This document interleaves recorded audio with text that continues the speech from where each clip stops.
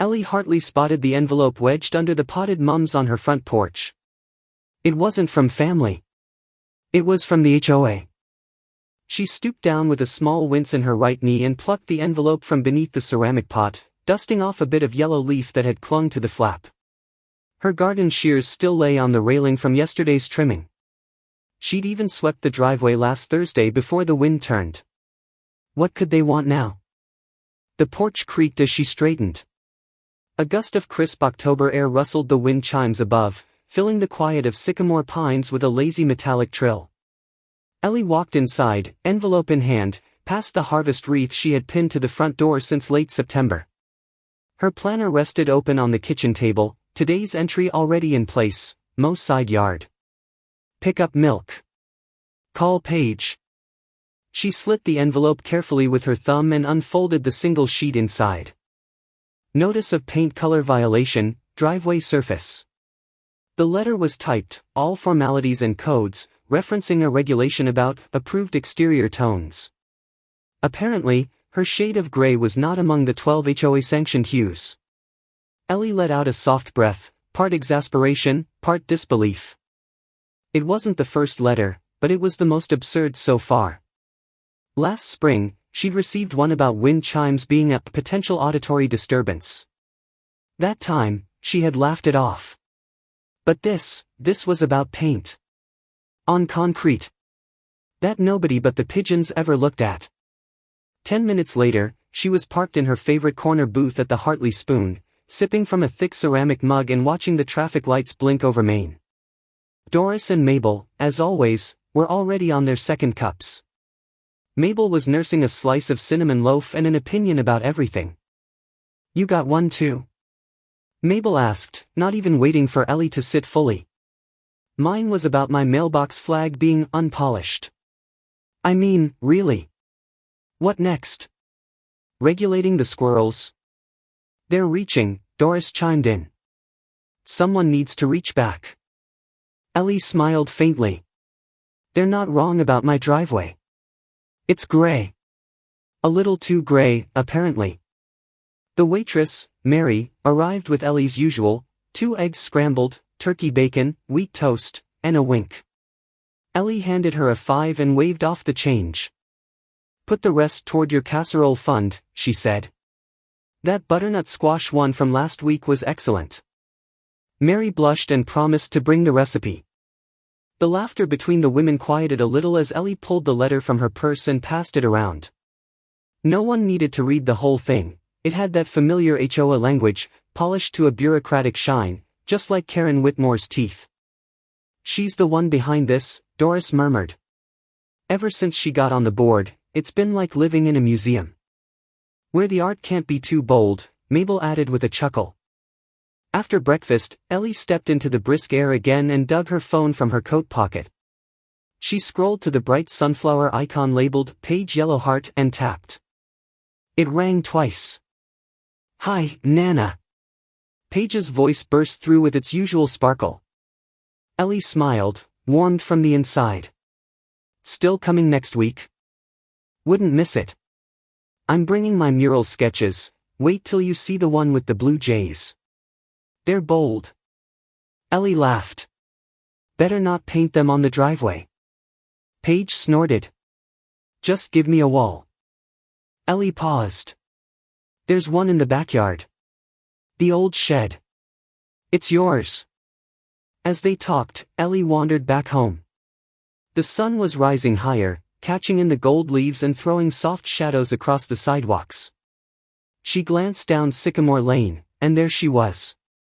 Karen Whitmore, striding by in a pressed linen suit jacket, phone in hand. She moved like someone checking a spreadsheet with her eyes, head turning just enough to glance at each yard, each porch, each mailbox. Ellie watched her slow just a moment at her house. The phone angled slightly up, then back down, as if capturing something for later. Ellie didn't wave. Inside, she sat at the table again. She stared at the letter for a long moment before picking it up, folding it in half, and then again. Then, with precise fingers, she tore it down the center, into 2 neat halves. "It's just a driveway," she whispered, not with anger, but with something settled and quiet. But it's mine. That night, she finds a second envelope in her mailbox. This one isn't just a warning, it's a violation notice with a deadline. Paige's mural sketch was filled with warm colors and mountain ranges. Karen saw it and frowned. "This isn't regulation," she said. The wind rustled along the edge of the driveway where Ellie had started sanding the old gray paint. The concrete looked raw, almost naked, its tiny cracks like crow's feet after laughter. A folded tarp rested by the garage, and nearby, Paige had set up her easel with a careful kind of reverence. Her long cardigan fluttered in the breeze as she knelt to secure the edges of her canvas. The sketch pinned to the side showed indigo peaks and russet trees, a landscape both imagined and remembered. Karen stood at the foot of the drive, her arms crossed like parentheses. "This mural," she repeated, "isn't regulation." Paige looked up slowly, pushing her curls behind one ear. "We're not painting it here," she said quietly. "This is just a study." Karen's gaze shifted to the buckets of paint lined neatly by the wall, soft sage, pale ochre, deep mountain blue. Ellie stepped between them with a pleasant smile that didn't reach her eyes. "It's for the shed," she said. "In the backyard. Not facing the street." Karen's smile returned, as though it had only taken a moment to warm back up. "Of course. Just making sure the community aesthetic remains consistent." Before leaving, she lingered by the mailbox, thumb tapping on her phone screen. Then she walked off, the click of her heels fading against the sidewalk cracks. Inside, the kettle began to whistle. Ellie poured 2 mugs of chamomile and laid cinnamon toast on a small floral tray. Paige sat cross-legged at the kitchen table, sketchbook open again, sketching gentle shadows under a painted ridge. "She doesn't even live on this end of the street," Paige muttered. "Why does she care?" "Because she can," Ellie said, setting down the tray. "And because no one said she shouldn't." Later that afternoon, Ellie found the second letter tucked neatly between a gardening catalog and a flyer for furnace tune-ups. The header was the same, HOA of Sycamore Pines, and the language even stiffer than before. "Notice of repainting observation, your driveway repainting is subject to inspection within 5 days. Non-compliance will initiate formal mediation proceedings." She stared at the letter, the wording tighter, colder. On the back, someone had underlined a line in blue pen, "Inspection date is not negotiable." "I logged the first letter," Ellie said, almost to herself. She turned to her planner, flipping to the new page, writing with a steady hand. October 15th, second notice. 5-day countdown. Blue underline. Below that, she added, dinner, butternut casserole, Paige's favorite. That evening, they walked 2 blocks down to the Hartley Spoon. Paige admired the maple leaves strung along the eaves and took a photo of the mural painted near the diner's entrance, an old tribute from 10 years ago. Inside, the regulars were nestled into booths, steam rising from bowls of stew and cups of coffee. As they waited for their order, Ellie overheard murmurs from a nearby table. "They cited me for garden lights," someone whispered. "My bench is 4 inches too close to the sidewalk. They fined George again. That's the 3rd time." The voices folded together like anxious hands. Paige tapped her pen against her notebook. "I think people are more afraid than they admit," she said softly. On their walk home, the leaves tumbled in slow spirals around their feet. Mr. Deakins was out on his porch, sitting on a faded glider and chewing something thoughtfully. "Evenin', Ellie," he called. "Saw the paint samples earlier. Karen came sniffing around my yard last week too. Claimed my rain chain was visually disruptive." He shook his head and pulled out a worn leather notebook, flipping it open. "I've got names, dates, citations. All of it. I'm not rolling over just yet." "You never have," Ellie said with a grin. "And I won't start now," he winked. "Be careful. They're pushing harder."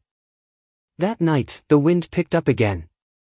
Ellie double-checked the tarp over the driveway, then turned off the porch light. Paige had left her sketchbook by the potted mums, pages pressed together neatly. By morning, it was gone. In its place was a single note, written in blocky, anonymous print. Art is not a defense against rules. Ellie stood frozen for a moment, the cold biting into her fingertips. She folded the note in half and placed it on the table next to the violation letters. Then came a knock, 3 even raps against the doorframe. She opened it to find Sheriff Connors standing on the stoop, one hand resting lightly on his belt.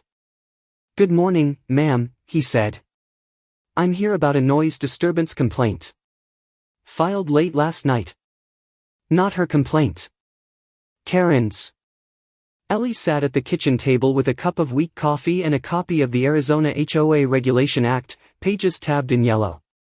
The text blurred a little at the edges as her eyes adjusted to the morning light. Steam rose from the chipped mug, coffee brewed thin and plain, the way she liked it when thinking clearly. Outside, the wind tugged at the mailbox, tapping it softly against the post. Inside, Ellie flipped to section 12.4.1 on paint standards. Her yellow tabs made the page resemble a porcupine. The regulation read plainly, "Color standards apply to poured concrete surfaces post-renovation, subject to inspection within 90 days of installation." Her driveway had been poured in 1987. She had the receipts. And photographs.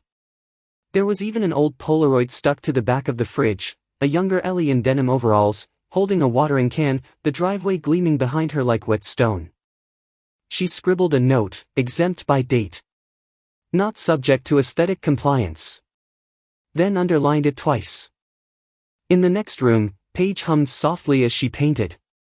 The strokes were slow, thoughtful. Ellie had peeked earlier, there were wildflowers in the foreground now, and nestled among them, like a whisper, the words, "We park where we belong." Sheriff Connors's visit the night before had ended without citations. He had scanned the porch, asked a few perfunctory questions, then said quietly, "Some HOAs forget who they serve." Ellie had nodded, unsure whether to take it as sympathy or warning.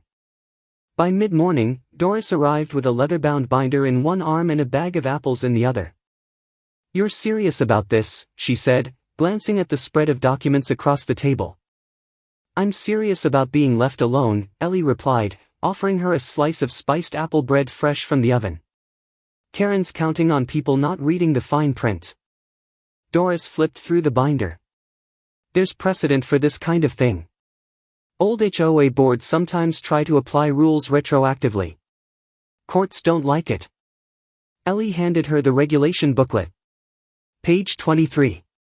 "I want to cite that. And maybe add a line about Section 8, the clause on community harmony." Doris grinned. "You really are a teacher."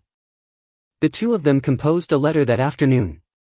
It was firm, polite, and threaded with legal language Doris had picked up during her time cataloging court archives at the public library. Ellie typed it on her old typewriter, the keys making a satisfying clack, as if each word was carving its place into history. She made 3 copies, one for the HOA mailbox, one for her own records, and one for Sheriff Connors. Paige offered to deliver the last. She returned an hour later, a little breathless. "He was out polishing that green truck of his," she said. "Said to tell you, he's not surprised you'd take the quiet route, but not the passive one. And he approved the font." That made Ellie chuckle. At the diner that evening, Ellie noticed Karen seated at the bar, stirring her iced tea with a metal straw. She wore a blazer with a HOA pin on the lapel and her usual tight smile. When Ellie walked past, Karen's eyes lifted and fixed on her. There was a small twitch at the corner of her mouth. Not quite a frown. Not quite fear. But something that registered. She knew that something had shifted. Ellie didn't stop. She joined Doris and Mr. Deakins at their usual booth. The coffee was burnt, but the laughter was good. After dinner, as the town started winding down, Paige sat cross-legged on the living room rug, sketching parade banners for the upcoming Veterans Day March. Ellie leaned against the doorframe, watching the reds and blues take shape. The house felt full, anchored. Then the phone rang. Ellie picked it up, expecting Doris or perhaps the diner waitress calling about her forgotten scarf. But the voice was Karen's, measured, pressed through a sieve of civility. There will be an emergency board meeting tomorrow evening. Your presence is expected. We'll be discussing your non-compliance and, her voice thinned slightly, your influence on community dynamics. Ellie didn't answer right away. She watched Paige shade a mountain shadow just a little deeper, then said calmly, I'll be there. Karen requests an emergency board meeting to discuss Ellie's non-compliance and rising influence. Ellie's driveway was quiet that Sunday morning, until the diner booth next to hers mentioned a town order on her name. She had just torn a corner off her biscuit to soak in honey when the phrase floated over like the scent of overbrewed coffee. Two men in denim jackets were seated at the booth behind her, their boots tapping idly against the tile floor. Yeah, Glenn said it was official now. Town's got something on her name. Over that driveway? Over something. HOA stirred it, that's for sure. Ellie kept her eyes on the syrup bottle but her fingers tensed slightly against her mug. Doris, seated across from her, raised a brow and whispered, We still logging everything? Ellie nodded. Her planner was tucked into her purse beside her, now with 3 new pages labeled Evidence, Week 2. She was up to 7 photos of the mural in progress, 2 voice memos about Karen's visits, and a copy of the HOA's own handbook with 3 passages highlighted in pink. The door chimed behind them as Sheriff Connors entered. He scanned the diner with an expression that looked more like observation than curiosity, then ambled over, still wearing his Sunday boots and BOLO tie. Mornin', ladies, he said, tipping his hat slightly. Ellie, mind if I join? They made room. Doris slid over, handing him a menu he didn't look at. You heard it too? Ellie asked. I did, he replied, pouring himself a mug of black coffee from the pot the waitress left behind. Karen's pushing harder than she should. But I've seen this pattern before. Inflated authority, little follow-through. Still, he added, you'll want to document everything. Everything. Print the letters. Photograph that driveway. Keep logs, times, who says what. She already has 3 binders, Doris said. Then make it 4. He sipped, then set the mug down. Also, record if they come by. Video, if you can. And don't let Paige paint without someone nearby. They finished breakfast slowly. Mabel joined for a few minutes and handed over a tin of lemon cookies, just in case this goes to court. Mr. Deakins arrived halfway through the second refill, mumbling about Glenn's smug grin at church service. He said something about fines, Deakins grumbled. Over $1,000 if Ellie doesn't restore property aesthetics per HOA protocol. Whatever that means. Ellie smiled thinly. I think it means they're bluffing. The clouds had thickened by the time she returned home. The wind carried the chill of late October, scattering dry leaves across the walk. Paige was on a stool, painting again. The mural had grown, sagebrush, golden hills, and in the background, a small figure pushing a wheelbarrow. Glenn stopped by, Paige said. Didn't knock. Just stood across the street for a while. Ellie didn't answer. She went inside, plugged in the old printer, and began making copies. Every HOA letter. Every photo she had of the driveway, before, during, after. She printed emails, cataloged the exact paint codes, and documented every new brushstroke Paige added. By mid-afternoon, the doorbell rang. Karen stood there, flanked by 2 men in gray city jackets, both with clipboards and neatly zipped windbreakers bearing the seal of Flagstaff. Miss Hartley, Karen began, voice soft as butter on cornbread, these gentlemen are here for a city compliance review, following a request from our HOA. Before Ellie could reply, the sound of tires crunching gravel echoed behind them. Sheriff Connors pulled up in his forest green pickup, stepped out, and adjusted the brim of his hat. Afternoon, he said to the inspectors. You boys got a docket filed? One of them blinked. We were told to come by for a preliminary review. Connors nodded. But no official request went through city code enforcement. No file, no docket, no authorization. Which means you're not here in any official capacity. The inspectors glanced at each other. Karen's smile faltered for the first time. I'd recommend, the sheriff continued, voice calm but firm, you turn around, head back to your office, and let the HOA know it can't use the city like a scarecrow. The men nodded, muttered apologies, and walked back to their car. Karen stayed behind a second longer, her lips pressed together like two tight seams. This isn't over, Ellie. No, Ellie said softly. But it's turning. Karen left without another word. That evening, Ellie sat by the kitchen window, watching dusk settle like a hush across the neighborhood. The mural outside glowed faintly under the porch light. Paige had added a sun behind the mountains, just a suggestion of dawn. Ellie opened her mail last. Among the coupons and a local voter pamphlet was an envelope without return address. The paper inside was pale gray, the text official. This is a formal warning from City Code Enforcement regarding potential violations pertaining to aesthetic ordinances. Further inspection to follow. Not from the HOA. From the city. The mural was nearly complete, roses, aspens, and mountains embracing a simple quote, "We park where we belong." Even in the dimming light, the paint caught the porch's glow like it had soaked up every conversation that had unfolded near it. Paige stepped back with her brush still in hand, her eyes scanning the vivid swaths of burgundy and ochre. She breathed in the crisp air, scented faintly with pine and roasted onions from Ellie's kitchen. "You've made it a place," Ellie said gently, walking down the front steps with a folded quilt in her arms. "Not just a picture." Paige smiled, accepting the quilt and draping it over her shoulders. "It's a driveway with a story now." The sky was bruised with twilight.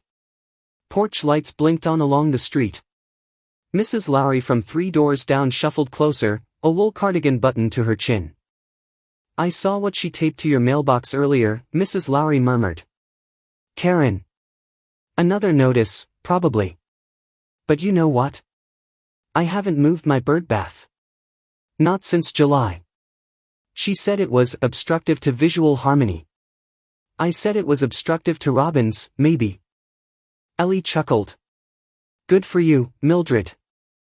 "She doesn't scare me anymore," the old woman added, and walked off slowly, humming a hymn.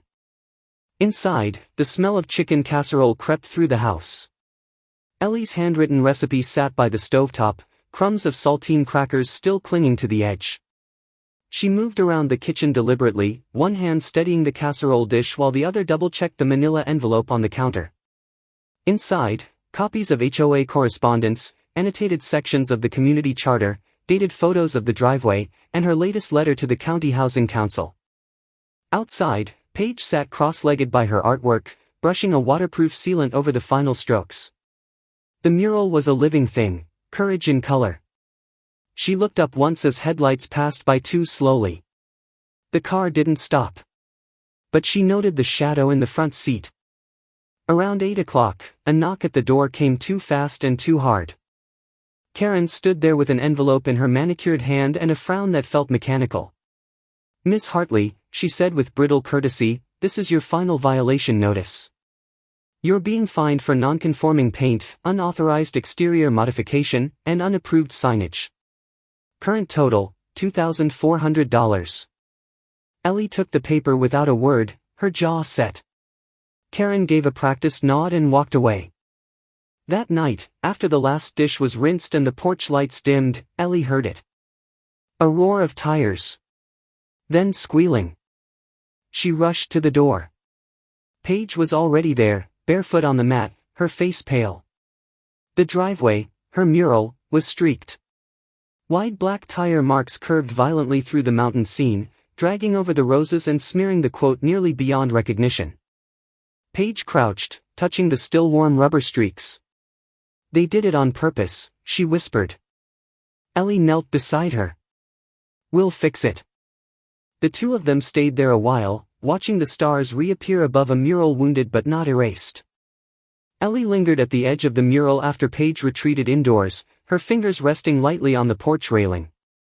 The soft glow from the porch lantern outlined the mural's curves, roses blooming despite asphalt, a silent protest carved in pigment. She remembered when Richard had poured that driveway himself, arms sunburned, sweat dampening his old college t-shirt. He'd said, "This is ours, Elle. Even the concrete." Her eyes burned gently at the memory. Stepping down, she crouched to trace one of the mural's brushstrokes with the edge of her fingernail.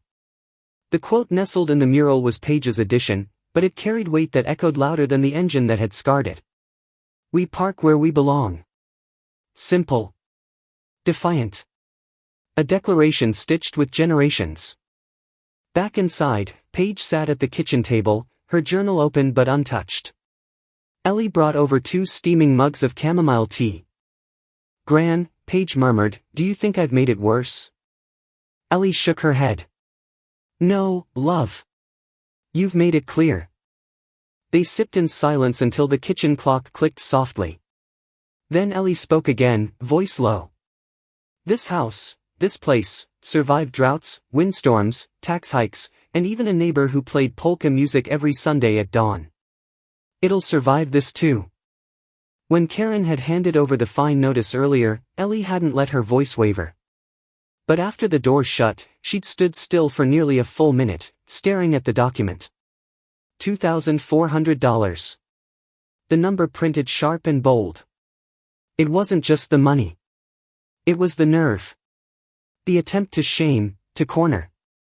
Ellie had folded the letter 3 times with care and tucked it behind a rubber band in her binder. Then she flipped open her planner and began a new page, Day 1, Post-Fine Retaliation. Her pen moved in small, neat strokes, nothing erratic. A quiet fury was still fury.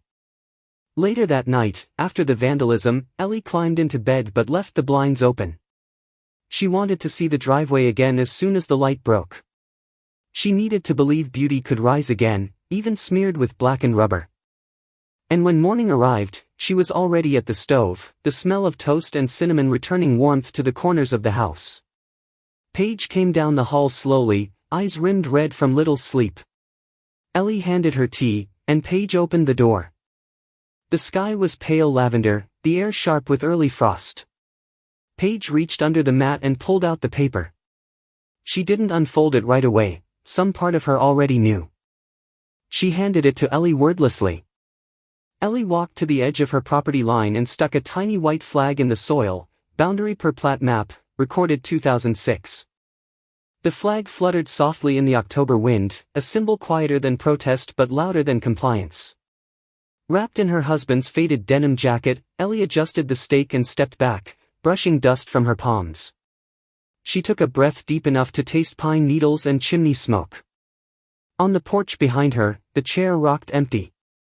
A fresh apple-scented candle flickered beside a notebook stuffed with notes, letters, and a growing list of neighbor quotes. Across the street, curtains twitched. Eyes were watching now, not all friendly, but not all Karens anymore either. The legal packet had been mailed 2 days prior, neatly documented and double-checked by Doris. Ellie had even driven it to the post office herself. She knew the road ahead wouldn't be smooth, but she felt the weight of rightness behind her. Sheriff Connors stopped by that afternoon. His forest green pickup pulled gently against the curb. He didn't knock. Just stood at the bottom of the steps with coffee in a thermos and his BOLO tie askew. "They called me, you know," he said. Ellie raised an eyebrow. "The HOA." Karen asked for police presence to assist in civil enforcement of non-compliance. "Wanted us to escort a painter to repaint the driveway." Ellie blinked. "And?" He took a sip. "Told her we don't paint driveways. And we don't enforce overreach." Ellie smiled slightly and gestured to the porch. "Want cinnamon tea?" He stayed an hour, longer than he usually did. They talked about the weather turning early and how his cousin had once been fined for hanging wind chimes. He asked if she'd heard the local radio that morning. Some anonymous caller praised the mural lady for standing up. "I think your mailbox might start receiving more than bills," he said before leaving. Later, Paige returned from the art store, brows furrowed. "There are flyers," she said, handing one to Ellie. Bold black letters screamed, "Flagstaff deserves order, say no to chaos art." Ellie folded it neatly in half, then in half again, and set it under the apple candle. "They're scared," she said. By dusk, a new envelope arrived. Not HOA this time. Mr. Brightson's letterhead was sharp, the message sharper. A lien would be placed on her property if she didn't remove the mural and comply within 7 days. Ellie held the paper with steady hands. "He only works HOA cases part-time," she said. "Looks like he's full-time rattled." She didn't sleep that night. Not really. She reread old letters, the bylaws again, and even the sheriff's county memo from last year. She woke Paige at 7 and told her she'd be gone for a few hours. County Hall was gray, bureaucratic, and smelled faintly of linoleum and dry coffee. Ellie walked its halls in her denim jacket, a folder tucked beneath her arm. When she reached the desk, she spoke calmly. "I'd like to file an appeal," she said. "Expressive non-commercial use. State Regulation 12-412. The clerk looked surprised but nodded. "We don't get many of these." "Maybe you should," Ellie said. She stood in the hallway of County Hall longer than she expected, not from delay but hesitation. Her fingers tightened on the folder as a man in a blazer gave her a double take, then looked away quickly. The desk clerk's nameplate read M. Alvarez, and her earrings tinkled faintly as she scanned the documents. There was no fuss, just quiet approval, a copy stamped and returned. "You'll get a confirmation letter in 3 business days," M. Alvarez said. "You sure you want to go up against your HOA?" Ellie gave a slow, firm nod. "I'm not up against them. I'm just standing where I live." When she stepped out into the courtyard, a couple holding a toddler passed her.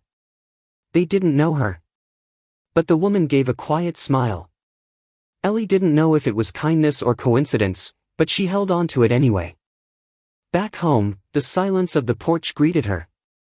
She lit another candle, the one labeled Last Leaves. The scent was memory, Sunday soups, rakes against sidewalk, Richard's hands wrapped around a warm mug while the radio murmured about local affairs. She sat in his chair that evening, rocking slow, the white boundary flag visible from where she sipped her tea. The letter from Mr. Brightson remained on the kitchen table. She reread it again, cold wording, formal threats, and a line in bold that claimed her actions, invited civic disorder. She scoffed aloud. Civic disorder? Her voice echoed gently in the kitchen. In the distance, a motorcycle revved. Somewhere down the block, someone hung wind chimes that danced in the gathering wind. Somewhere else, someone might be reading the same HOA letter, too afraid to speak. When the sheriff knocked again, Ellie already knew something heavier had landed. He held his hat in one hand and cleared his throat before speaking. "Ellie. I think the HOA just tried to suspend your voting rights in the next election." The community hall smelled of lemon polish and slow-brewed coffee. Ellie stood near the entrance, her navy slacks crisp, her binder zipped tight. Each document inside had been tabbed with care, yellow for law, blue for photos, pink for the letters that had threatened her sense of home. Ellie had worn the same navy slacks for her late husband's court hearings. They still held the creases of those quiet battles. As she stepped forward, she felt a whisper of him beside her, like a folded note in her coat pocket. The mural outside her house had gone untouched for a week. Neighbors walked past it with a glance, some with a nod, none with disapproval. But Ellie felt the weight of silence like a held breath. She knew today would release it. People gathered slowly, folding chairs unfolding like quiet declarations. Doris waved from a corner, Mabel set out a box of mini apple pies, their crusts warm beneath the paper towel lining. Paige stood near the rear, camera slung low, sketchbook in hand. Karen arrived 5 minutes late, blazer stiff and smile thinner than usual. Mr. Brightson trailed her, his briefcase bulging. They took the front right table, setting down a stack of printed bylaws and a small placard that read, HOA President. Sheriff Connors, BOLO tie-centered and calm as ever, sat near the mural display poster Paige had printed. When Ellie was called to speak, she moved like wind over stone, steady, not loud. Her fingers flipped through the binder as she spoke of State Law 12-412, the right to expressive use of private property. She held up photos, the gray before, the mural after. She passed out the threatening letters and noted the line from Brightson's warning, "You invite civic disorder." The binder wasn't just paperwork, It was story, memory, and a kind of hope. Doris had helped her highlight key passages, each page showing not just defiance, but dignity. Ellie had practiced in front of her mirror the night before, the kitchen clock ticking like a jury's breath. Paige rose next. She didn't need the mic. "My art says where we live matters," she said, then sat. The silence that followed carried more than words. Karen scoffed audibly. She stood.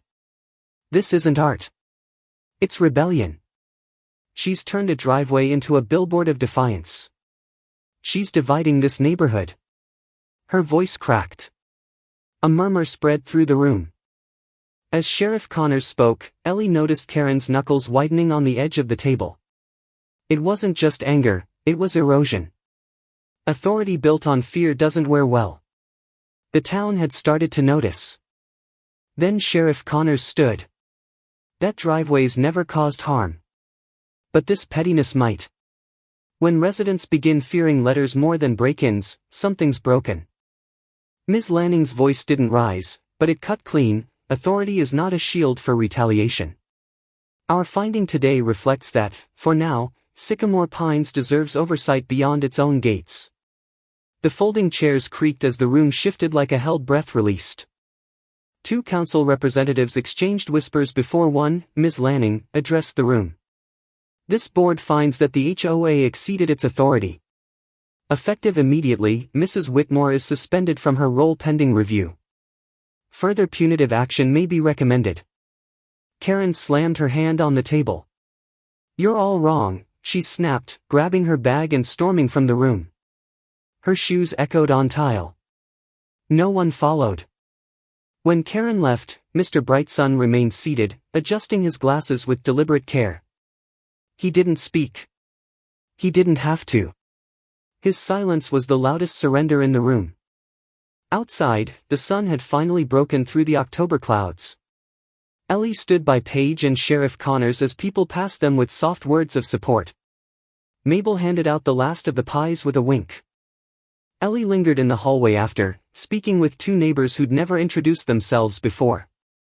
One handed her a photo of the mural from their window. "We needed this," the woman said. Back home, Ellie checked her mailbox out of habit. Nestled inside, past the junk flyers, was a plain folder. No return address. Just 3 words in cursive, "For your records." She opened it slowly at the kitchen table. Inside, emails, scanned documents, old HOA complaints. At the top, a typed heading, "Karen Whitmore, Flagstaff Meadows Case, 2011. And beneath it, the note, "She's done this before." That evening, with the plain folder open beside her tea, Ellie noted each document. One stood out, a letter from 2011 signed by 3 other residents in another neighborhood, citing bullying tactics and intimidation masked as neighborhood improvement. Ellie underlined it softly. The binder sat closed on her lap as she watched dusk fall. Paige, curled up nearby, was sketching a new idea, something with roots and wings. Ellie didn't ask. She didn't need to.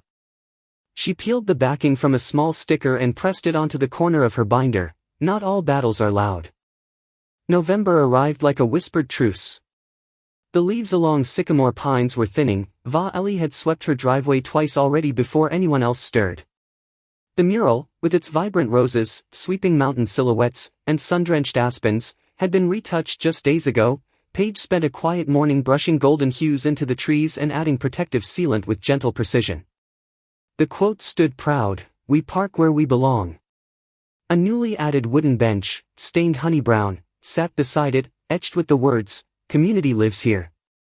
That small bench transformed the driveway. It wasn't just decoration. It was an invitation. Neighbors stopped by more often now. Not with folded notices or nervous glances, but with small dishes, thoughtful greetings, and grateful nods.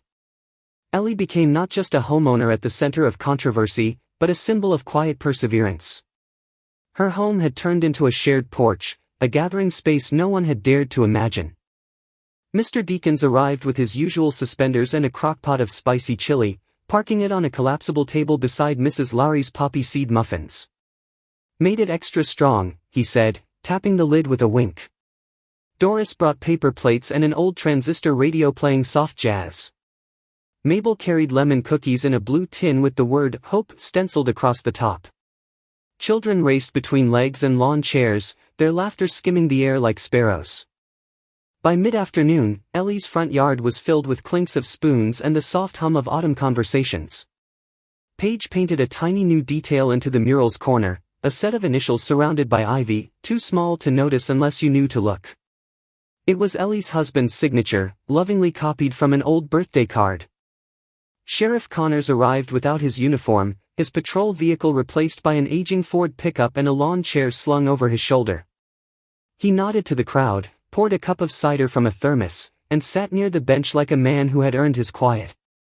Just the day before, the county housing council had called Ellie. Their tone was crisp but kind. "The audit results are in," the voice said. "Multiple irregularities. Karen Whitmore has resigned effective immediately." Ellie stood very still after the call ended. She didn't cheer or cry. She simply folded the laundry she'd been holding and placed it neatly into a basket. The anonymous folder, containing records of Karen's misconduct in a different HOA years ago, had reached the right hands. Ellie never asked who had slipped it into her mailbox. She simply passed it on. As dusk approached, a final tray of roasted sweet potatoes arrived. A guitarist from the high school sat on the steps and began to strum, "This Land Is Your Land." Paige wrapped herself in a shawl and joined her grandmother at the bench, sipping chamomile from a chipped floral mug. Just as the last rays of light stretched across the mural, a figure appeared at the edge of the sidewalk. Karen. She looked smaller than Ellie remembered. Her crisp suits and stern posture had softened into a windbreaker and downcast eyes. She didn't step onto the lawn. She simply stood there, alone. Paige noticed first. She didn't speak. She broke off a generous slice of pumpkin bread, wrapped it gently in a napkin, and walked across the driveway. Ellie watched from her bench, her hands folded in her lap. No words were exchanged. Paige held out the offering like a peace accord. Karen accepted it with both hands, eyes briefly meeting hers. Then she turned and walked away. The quiet after her departure felt deeper somehow. Like a breath the neighborhood had been holding had finally exhaled. Later that night, when the last of the cider was gone and the porch lights glowed in soft halos, Ellie received a video call. Her youngest granddaughter beamed from a couch surrounded by school books. "Did we win, Grandma?" the child asked, her eyes wide with the clarity only children possess. Ellie looked around, the bench, the mural, the neighbors who lingered in easy conversation, the small sticker now placed on her binder, "Not all battles are loud." She smiled. "We made room," Ellie said. "That's better." The next morning, as the sun crested the pines and painted the neighborhood in warm gold, Ellie tied a scarf around her neck, the one she'd worn to the Veterans Day parade 30 years ago. She stepped outside with a small wooden plaque in hand. With careful reverence, she placed it at the foot of the mural. It bore her husband's initials, etched by Paige's practiced hand, and the year 1987. Below it read, "Still home." People walking their dogs paused to read it. A woman Ellie didn't know well from 2 blocks down teared up silently, gave her hand a gentle squeeze, and kept walking. Inside, Ellie placed her old binder of HOA violations on the shelf. Not in the recycling. Not in the trash. Just high enough to forget for a while. At the diner, the waitress from weeks before now wore a badge on her apron that read, "Support local art." A photo of the mural was framed behind the cash register, beside snapshots of pies and turkey specials. Ellie left a $20 tip for her $7 breakfast and scribbled a note on the napkin, "Thanks for being first." When Paige received an invitation to display her mural at the Flagstaff High School Commons, Ellie was the first to help mount the print. They framed it beside an essay titled, "What Community Means to Me," anonymously written by a student who signed it only as a neighbor. And somewhere in town, tucked between bureaucratic folders and legal reports, sat an archived file, now stamped with a red note, "Whitmore, K. Sanctioned, repeated misconduct." It wouldn't bring back lost time. But it would prevent the next silence. The mural stayed bright through the early frost, its message clearer than ever: community wasn't something the HOA could fine away. In a quiet town where rules had once cast long shadows, neighbors found their voices again, through art, courage, and one woman's porch light that never dimmed. Sometimes, it only takes one person standing firm to remind us where the line truly belongs. When power forgets its purpose, it's the everyday folks, armed with patience and truth, who carry the day. So maybe it's time to check who's making the rules in your neighborhood, and whether they still serve the people. Like a painted driveway in the chill of November, some acts of resistance leave warmth long after the storm has passed.